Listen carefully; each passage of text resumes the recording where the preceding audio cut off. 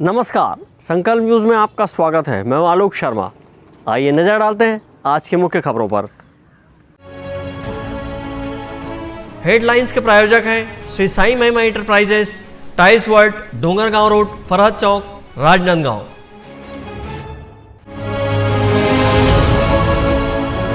जिले में कृमि मुक्ति सप्ताह हुआ आरंभ। बच्चों को खिलाई जा रही एल्बेंडाजॉल की गोली।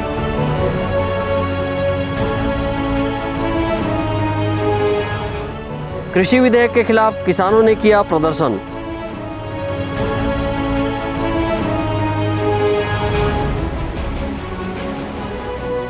आर्थिक सहायता की मांग को लेकर अधिवक्ताओं ने सौंपा ज्ञापन।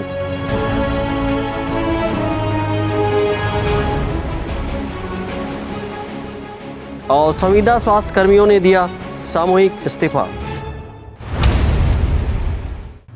अब खबरें विस्तार से। राष्ट्रीय कृमि मुक्ति सप्ताह के तहत राजनांदगांव जिले में भी 1 वर्ष से लेकर 19 वर्ष तक के लोगों को कृमि मुक्ति दवा दी जा रही है। राजनांदगांव जिले में राष्ट्रीय कृमि मुक्ति दिवस के मौके पर आंगनबाड़ी कार्यकर्ता, मितानिनों सहित स्वास्थ्य कर्मियों ने घर घर पहुंचकर 1 वर्ष से 19 वर्ष के बच्चों को कृमिनाशक एल्बेंडाजोल की गोली खिलाई गई।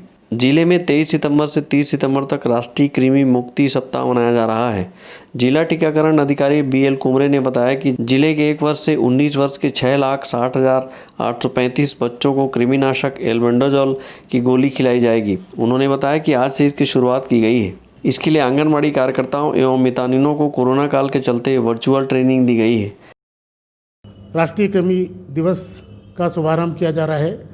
ये पखवाड़ा 23/9 से लेके 30/9 तक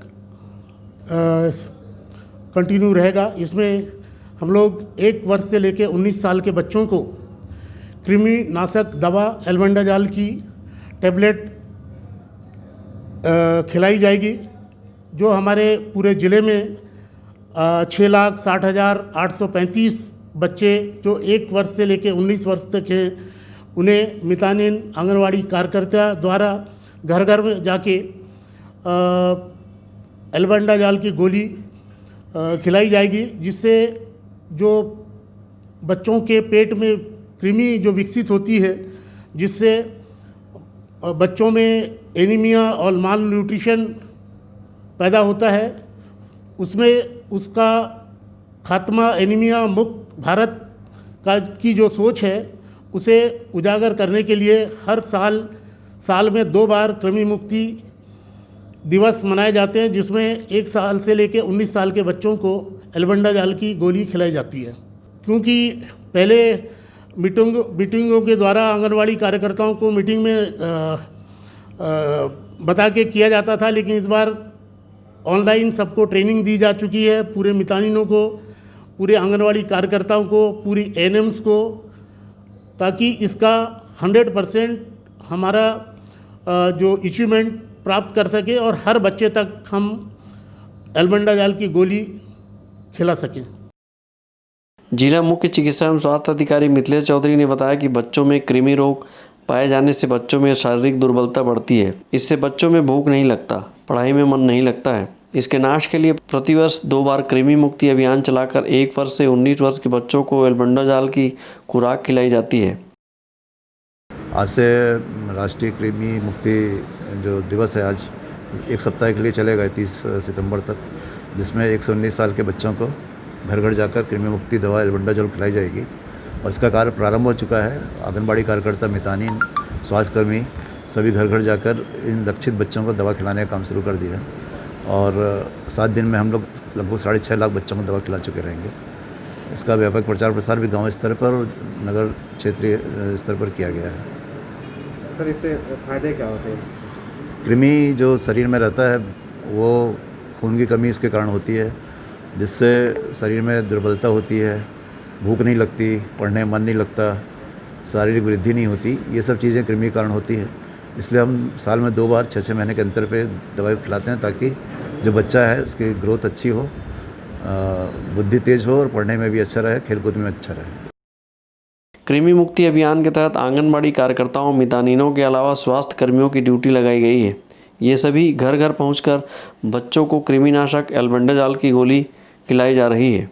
अंकालू साहू के साथ परमानंद रजक, संकल्प न्यूज़। केंद्र सरकार के कृषि विधेयक को किसान विरोधी बताते हुए जिला किसान संघ ने विरोध जताया है और इसे वापस लेने की मांग की है। केंद्र सरकार ने हाल ही में राज्यसभा और लोकसभा में कृषि विधेयक बिल पास किया है, लेकिन राजनांदगांव जिला के किसान संघ ने इस बिल का विरोध करते हुए इस बिल को किसान विरोधी बताते हुए विरोध करना शुरू कर दिया है और कलेक्टर कार्यालय के समीप फ्लाईओवर के नीचे धरना प्रदर्शन किया है। इस किसान आंदोलन में विभिन्न संगठनों ने अपना सहयोग दिया है और आंदोलन में शामिल हुए हैं। इस दौरान केंद्र सरकार के खिलाफ जमकर नारेबाजी की गई है और केंद्र सरकार से कृषि बिल को वापस लेने की मांग की। किसान नेताओं में सरकार के इस बिल के खिलाफ काफ़ी गुस्सा है। उनका कहना है कि ये बिल उन अन्नदाताओं की परेशानी बढ़ाएगी जिन्होंने अर्थव्यवस्था को संभाले रखा है। उनका कहना है कि कृषि विधेयक बिल के पास हो जाने से कारपोरेट सेक्टर को बढ़ावा मिलेगा। लोकसभा में भाजपा के सरकार द्वारा जो किसान विरोधी अध्यादेश लाए गए हवे ओकर विरोध में आज के ये धरना प्रदर्शन करे जात हवे, जेमें जिला किसान संघ राजनांदगांव, छत्तीसगढ़ मुक्ति मोर्चा और हमाल संघ शामिल हो है। हम प्रधानमंत्री नरेंद्र मोदी जो किसान विरोधी अध्यादेश ला है ओकर विरोध करत हवन और जब तक वापस नहीं होही तब तक अनिश्चितकालीन हमार धरना यहाँ पे जारी रही। अभी केंद्र की सरकार ने कृषि क्षेत्र से जुड़ी 3 अध्यादेश को कानून बनाने जा रही है, जो कि न सिर्फ किसान विरोधी है बल्कि मजदूर विरोधी, उपभोक्ता विरोधी यानी जन विरोधी है। हम केंद्र सरकार से विनम्र आग्रह करते हैं, देश भर में किसान इसका विरोध कर रहे हैं, कृपया आप इन्हें वापस लीजिए, नहीं तो किसान जो है निर्णायक लड़ाई लड़ने के लिए तैयार हैं। ये 3 कानून लाए गए हैं। एक जो है कृषि उपज मंडी अधिनियम को निष्प्रभावी करता है, दूसरा जो है ठेका खेती को लेकर के है और तीसरा आवश्यक वस्तु में अधिनियम में संशोधन करके जमाखोरी की, कालाबाजारी की पूरी छूट दी गई है। मंडी कानून को निष्प्रभावी करने से देखिए कृषि उपज मंडी की व्यवस्था में कुछ खामियां हैं जिसमें सुधार की लगातार मांग किसान संगठन कर रहे हैं। इसका ये अर्थ नहीं कि आप पूरी की पूरी व्यवस्था को ही ध्वस्त करने का काम करें। भाई सुधार का काम कीजिए। अगर किसानों का भला चाहती केंद्र सरकार तो समर्थन मूल्य गारंटी कानून लाए, स्वामीनाथन कमीशन की सिफारिश के C2 फार्मूले के अनुसार लागत का 1.5 गुना समर्थन मूल्य का कानूनी प्रावधान कर दे। ये कितने सालों से मांग रहे हैं, आपने ना किसी किसान संगठन से चर्चा की है ना कुछ, और ये क्या बोलते हैं किसान विरोधी बिल ले आया है ना। देखिए आप पूछ रहे थे कि भाई क्या खामियां हैं करके, अभी इन्होंने कृषि उपज मंडी को निष्प्रभावी करके वो किसी भी पैन कार्ड धारी को किसान से खरीद फरोख्त की अनुमति दे दी, और लेन देन में अगर कोई विवाद होता है तो किसान का जो कोर्ट जाने का अभी रास्ता था, मंडी प्रशासन द्वारा खरीदार के ऊपर दबाव की जो व्यवस्था थी वो आपने ख़त्म कर दिए है ना। तो ये सीधे पूंजीपतियों को, कारपोरेटों को है ना किसानों का गला घोटने की अनुमति देने जैसा है। जिला किसान संघ सहित विभिन्न संगठन के लोग बड़ी संख्या में धरना प्रदर्शन में शामिल हुए और कृषि विधेयक बिल को वापस लेने की मांग की है। अवधेश यादव के साथ परमानंद रजक, संकल्प न्यूज़। कोरोना काल में आर्थिक संकट से जूझ रहे अधिवक्ताओं ने आर्थिक सहायता देने की मांग की है। कोरोना काल में हर वर्ग आर्थिक संकट से जूझ रहा है। अधिकांश लोगों के पास काम धंधे नहीं हैं, जिससे उनके सामने आर्थिक समस्या खड़ी हो गई है और जीवन यापन में भी दिक्कतें हो रही हैं। कुछ इसी तरह की समस्या अधिवक्ताओं को भी है। जिला अधिवक्ता संघ ने विधि विधायी मंत्री के नाम कलेक्टर को एक ज्ञापन सौंपकर कहा है कि मार्च माह से न्यायालयीन कार्य स्थगित हो गया है केवल आवश्यक मामलों के लिए ही 2 घंटे कोर्ट खुल रहा है, जिससे कुछ अधिवक्ताओं को ही काम मिल पा रहा है, जबकि अधिकांश अधिवक्ताओं के पास लगभग 7 माह से काम नहीं है, जिससे उनकी आर्थिक स्थिति खराब हो गई है और जीवन यापन करने में संकट खड़ा हो गया है। ऐसे में जिला अधिवक्ता संघ ने अपने ज्ञापन के माध्यम से मांग की है कि 50-50 हज़ार रुपये एकमुश्त अधिवक्ताओं को दिया जाना चाहिए। वहीं न्यायालयीन कार्य पूर्व की तरह सुचारू होने तक प्रति माह 10,000 रुपये की आर्थिक क्षतिपूर्ति राशि प्रदान की जाए। मार्च 2020 से न्यायालयीन कार्य स्थगित हो गया है और विगत लगभग 6 माह से निरंतर स्थगन चल रहा है। मात्र अर्जेंट मैटर जो होते हैं उसके लिए 2 घंटे कोर्ट खुलती है, उसमें ही काम चलता है, जिसमें कुछ अधिवक्ताओं का उपस्थिति रहती है, बाकी तो सभी अपने अपने घरों में हैं और इस वजह से सभी की आर्थिक स्थिति जो है बहुत ज़्यादा कमज़ोर हो गई है। आज लगातार 6 माह से अधिवक्ता अपने घर में बैठा हुआ है, उसके पास अर्थोपार्जन का कोई साधन नहीं। इसलिए हम छत्तीसगढ़ शासन से मांग करते हैं कि 6 महीने के अंतराल में जो लोग घर में बैठे हुए हैं उनको एक मुश्त 50-50 हज़ार रुपये वकीलों को, और जब तक न्यायालय नहीं खुलता है तब तक 10-10 हज़ार रुपया प्रति माह आर्थिक क्षतिपूर्ति के रूप में प्रदान किया जाए। इसी प्रकार वकील जो काम कर रहे हैं, 2 घंटा कोर्ट खुल रहा है, राजस्व न्यायालय खुल रहा है, वहाँ अधिवक्ता काम कर रहे हैं। अगर इस दौरान किसी अधिवक्ता की कोरोना संक्रमण के कारण मौत होती है तो उसको कोरोना वॉरियर्स मानते हुए उसके परिवार को 50 लाख रुपये दिया जाए। अगर कोई दुर्घटना होती है तो उसके परिवार को दिया जाए। तो ये हमारी मांगे हैं शासन से कि आर्थिक रूप से जो कमज़ोर स्थिति उत्पन्न हुई है अधिवक्ताओं के बीच में, उसको सुदृढ़ किया जाए। जिला अधिवक्ता संघ ने कहा कि आवश्यक मामलों के लिए 2 घंटे कोर्ट संचालित किया जा रहा है। इस दौरान अगर किसी अधिवक्ता को कोरोना होने से मौत होती है तो उसे कोरोना वॉरियर्स मानते हुए 50 लाख रुपए का मुआवजा उसके परिवार को दिया जाए। अवधेश यादव के साथ हफीज़ खान, संकल्प न्यूज़। छुईखदान में संविदा स्वास्थ्य कर्मियों के हड़ताल पर जाने पर कार्य प्रभावित हो रहा है। छत्तीसगढ़ प्रदेश एनएचएम कर्मचारी संघ के आह्वान में छुईखदान में संविदा स्वास्थ्य अधिकारी कर्मचारी छुईखदान में तीसरे दिन भी अनिश्चितकालीन हड़ताल पर डटे हुए हैं। संविदा स्वास्थ्य कर्मी अपने नियमितीकरण की मांग को लेकर इन दिनों आंदोलन किए हुए हैं, जिसके चलते स्वास्थ्य सेवाएं बाधित हो रही है। संविदा स्वास्थ्य कर्मी बीपीएम ब्रजेश ताम्रकार ने बताया कि पिछले 15 वर्षों से भी अधिक समय से संविदा के पद पर रहते हुए स्वास्थ्य कर्मी अपना कार्य पूरी कर्मठता और तत्परता से पूरी ईमानदारी के साथ निरंतर स्वास्थ्य सेवाएं प्रदान करते आ रहे हैं। प्रदेश की कांग्रेस सरकार सत्ता में आने के पूर्व अपने घोषणा पत्र में संविदा कर्मचारी की नियमितीकरण वादा किया है, लेकिन आज पर्यंत तक इस ओर ध्यान नहीं दिया जा रहा है, जिससे मजबूर होकर आंदोलन का रुख अपनाना पड़ा है। कोरोना काल में हम संविदा कर्मचारी हैं, हमारे जो है ना तो हमारे पास अगर हम कोरोना संक्रमण से किसी की कर्मचारी की मृत्यु भी होती है तो किसी को भी ना उसके परिवार के अनुकंपक पात्र है, ना उनको 1 रुपये का किसी प्रकार की बीमा राशि है, ना कोई जो है कोई क्षतिपूर्ति राशि है।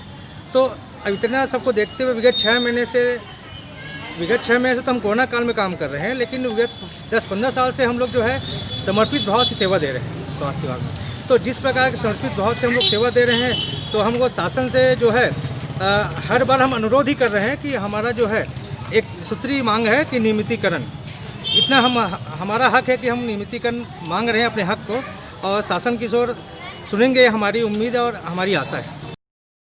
संविदा कर्मचारियों के हड़ताल पर चले जाने से स्वास्थ्य सेवाओं का नगर सहित ग्रामीण क्षेत्रों में बुरा हाल है। कोविड-19 hospital, corona test, home isolated मरीजों के घर दवा पहुंचाने सहित अन्य सेवाएं लगभग ठप पड़ी है, जबकि मरीजों की संख्या लगातार बढ़ती चली जा रही है। छुईखदान से करण सिंह ठाकुर, संकल्प न्यूज़। अब वक्त है ब्रेक का। ब्रेक के बाद आप देखेंगे सामूहिक इस्तीफा।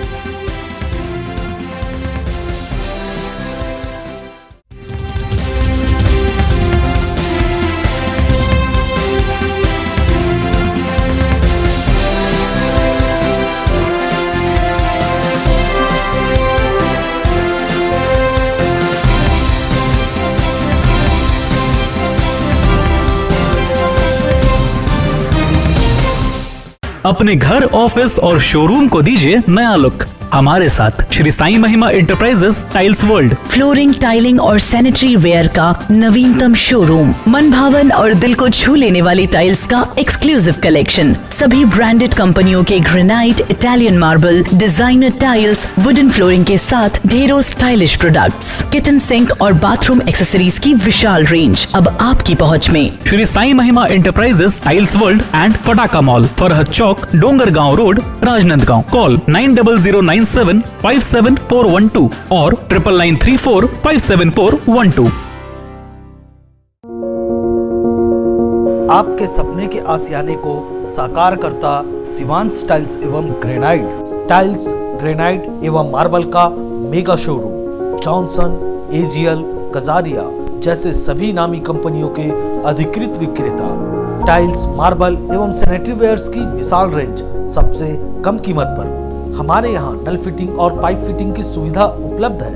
आप सभी के प्यार और सहयोग से सफलतम दूसरे वर्ष में अग्रसर शिवांश टाइल्स एवं ग्रेनाइट, शहर से मात्र 2 किलोमीटर दूर, नवागांव बाबूटोला पटाखा दुकान के बाजू, डोंगरगढ़ रोड, राजनांदगांव।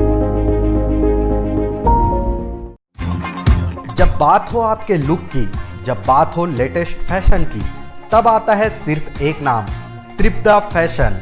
संपूर्ण पारिवारिक वस्त्र केंद्र, आधुनिक एवं डिजाइनर वस्त्रों के लिए राजनांदगांव का सबसे भव्य शोरूम, सभी लीडिंग ब्रांड्स के फॉर्मल वेयर एवं पार्टी वेयर ड्रेसेस। इस वैवाहिक सीजन आपके लिए है खास ब्राइडल वेयर, कोट सूट और sherwani, designer saris, daily wear एवं party wear collection, bridal lehenga, chunni और लाचा की एक्सक्लूसिव रेंज, फॉर्मल वेयर में जीन्स, शर्ट, कैजुअल का नया कलेक्शन, किड्स वेयर का सबसे लेटेस्ट कलेक्शन आप हमारे यहाँ पाएंगे, designer salwar suit, latest fashion की कुर्तियाँ, वेस्टर्न टॉप एवं जीन्स, आपके परिवार के लिए विंटर जैकेट खास रेंज में।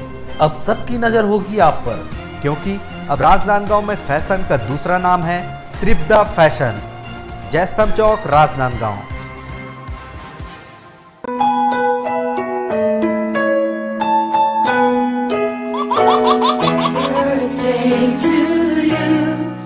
आप अपने बच्चे के जन्मदिन को बनाइए खास संकल्प केबल नेटवर्क के साथ।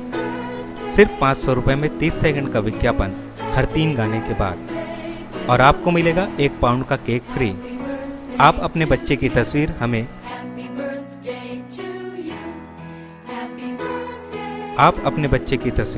हमें व्हाट्सएप के इन नंबरों पर भेज सकते हैं।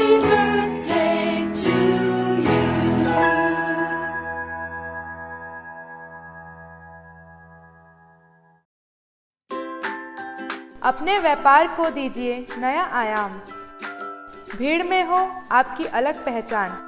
जुड़े संकल्प केबल नेटवर्क से, जुड़े संस्कार धानी से, विज्ञापन के माध्यम से स्क्रॉल एड 24 घंटे आपके टीवी स्क्रीन पर, एल शेप नए रूप में प्रत्येक मिनट पर, वीडियो एड, जन्मदिन, व्यावसायिक उत्सव बधाई, शुभकामनाएं।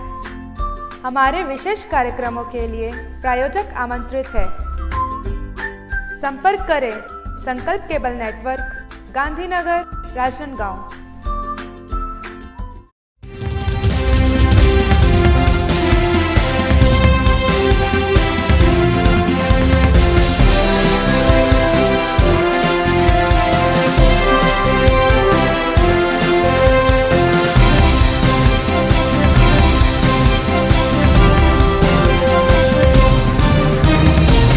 ब्रेक के बाद आपका स्वागत है।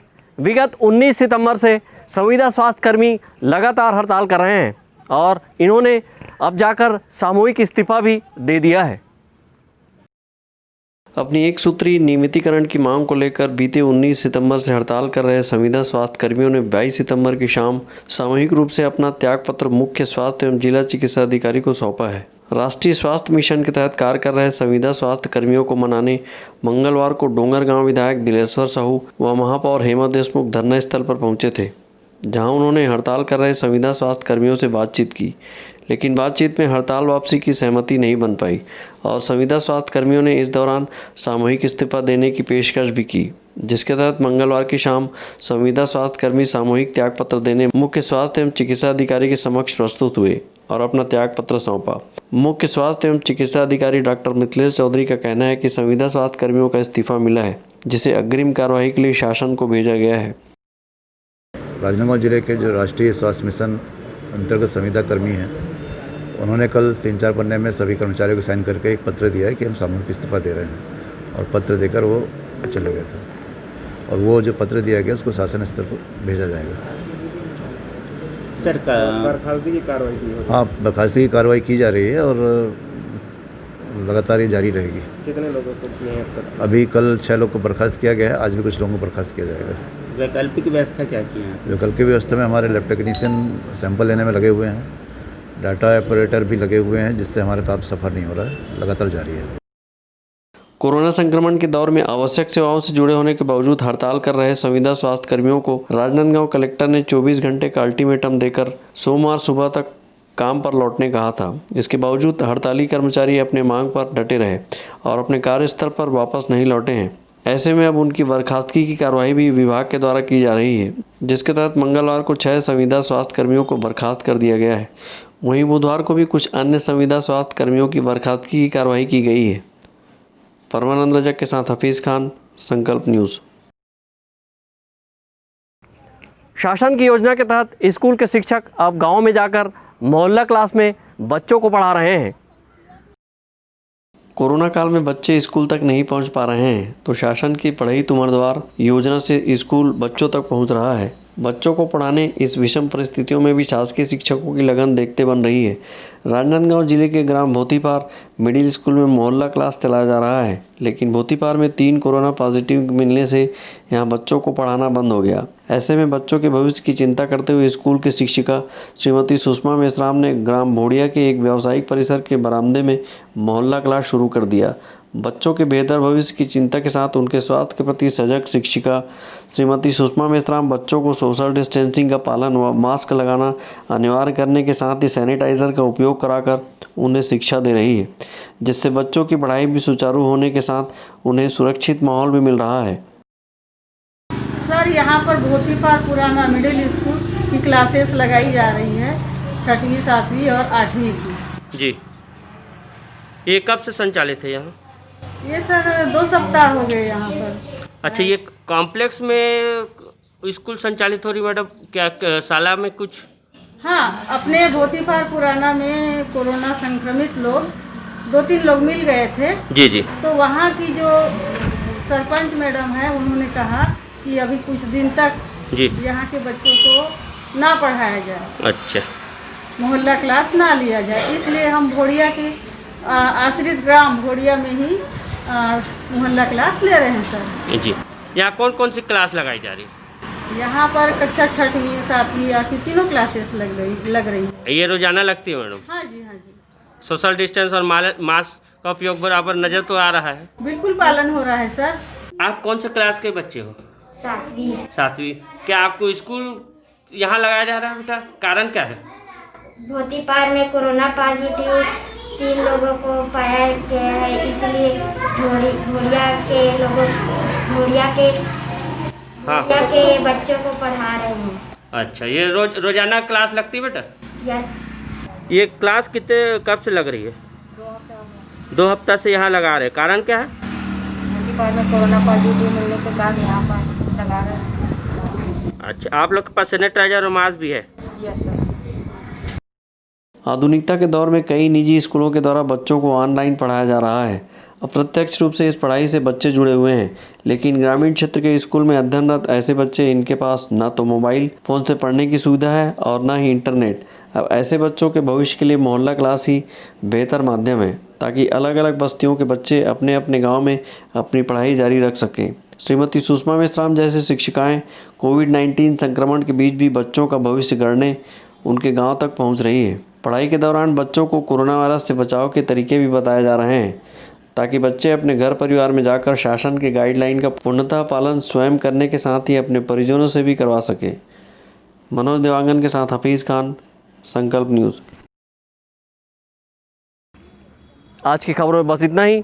हमें दीजिए इजाज़त। नमस्कार।